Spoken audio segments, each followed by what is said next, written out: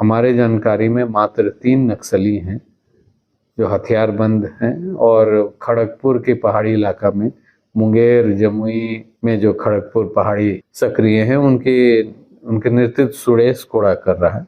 हमें पूरा उम्मीद है कि इस वर्ष हम लोग ये 3 जो नक्सली अभी बिहार में एक्टिव हैं, कुछ नक्सली जो बिहार में एक्टिव थे वो भाग के पलामू में या झारखंड में रह रहे हैं। उसमें से एक मुख्य है नीतीश यादव, जो कि रहने वाला है बिहार का, परंतु अभी पलामू में 2-3 साथियों के साथ हथियारबंद दस्ते में घूम रहा है।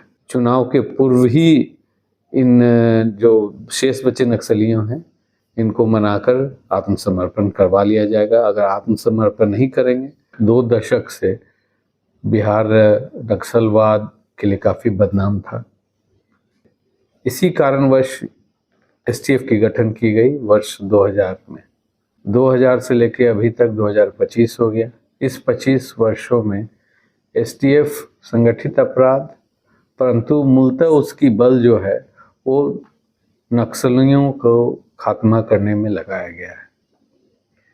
और ये पूरे जो जंगल पहाड़ वाले इलाका हैं, उत्तर बिहार में जैसे दियारा वाला इलाका, वाल्मीकि टाइगर रिजर्व, मध्य बिहार में औरंगाबाद और गया में चकरबंधा, नवादा का कवाकोल, और इधर सिरदला रजौली का पहाड़ी इलाका जमुई, और खड़गपुर की जो पहाड़ी क्षेत्र है, जंगल क्षेत्र है, उसमें लगातार नक्सलियों के विरुद्ध अभियान चलाया है।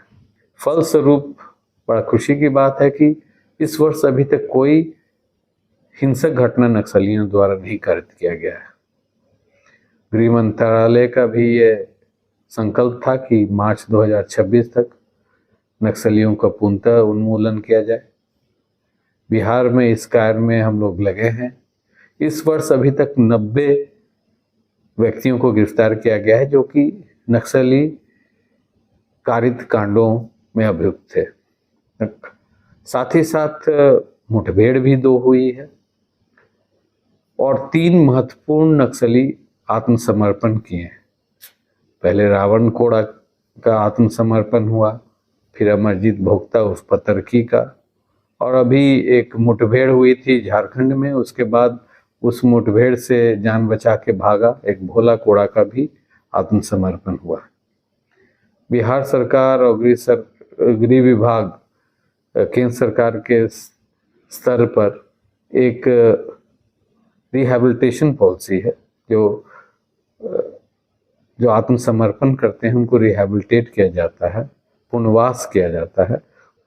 वर्तमान में जो स्थिति है कि अभी हमारे जानकारी में मात्र 3 नक्सली हैं जो हथियारबंद हैं, और खड़गपुर के पहाड़ी इलाका में मुंगेर जमुई में जो खड़गपुर पहाड़ी वन क्षेत्र है उसमें सक्रिय हैं। उनके नेतृत्व सुरेश कोड़ा कर रहा है, जिससे एक मुठभेड़ हुई थी परंतु वो भाग गया।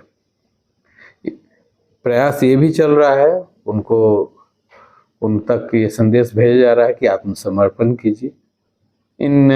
ये सर्च ऑपरेशन जो होता है इसमें ये 3 नक्सलियों को भी गिरफ्तारी करना है। इसके अलावा पूर्व में जो नक्सली द्वारा डंप रखे गए हैं या लैंडमाइन बिछाए गए हैं उनका खात्मा करना, ताकि कि मवेशी या वन में जो भी प्रवेश करते हैं वहाँ के रहने वाले बासिंदे उनको क्षति नहीं हो सके। यही कार्य चल रहा है चकरबंधा हिल श्रृंखला में, जो कि औरंगाबाद और गया के दक्षिणी क्षेत्र में है।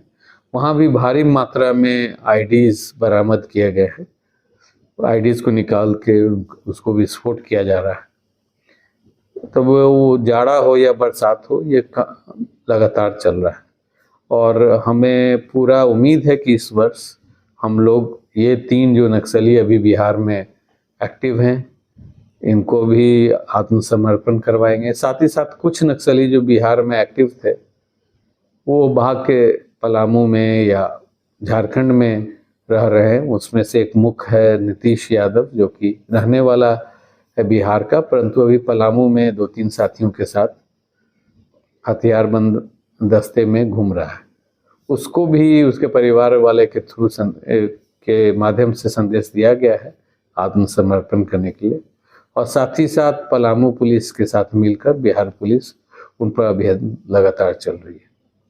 हमारा टारगेट है कि जो केंद्र सरकार की दिशा निर्देश है और समय सीमा दिया गया है कि मार्च 2026 तक हथियारबंद नक्सलियों का उन्मूलन किया जाए, उसके अनुपालन हो जाए।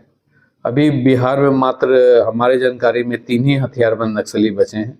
इसका लगातार अभियान चल रही है। शीघ्र ही ये काम पूरा होने की उम्मीद है। चुनाव के पूर्व ही इन जो शेष बचे नक्सलियों हैं इनको मनाकर आत्मसमर्पण करवा लिया जाएगा। अगर आत्मसमर्पण नहीं करेंगे तो हमारा बल भी जो है, जो जंगल में घूम रहा है, उन पर अगर फायरिंग कोई करेगा तो वो भी फायरिंग करेंगे।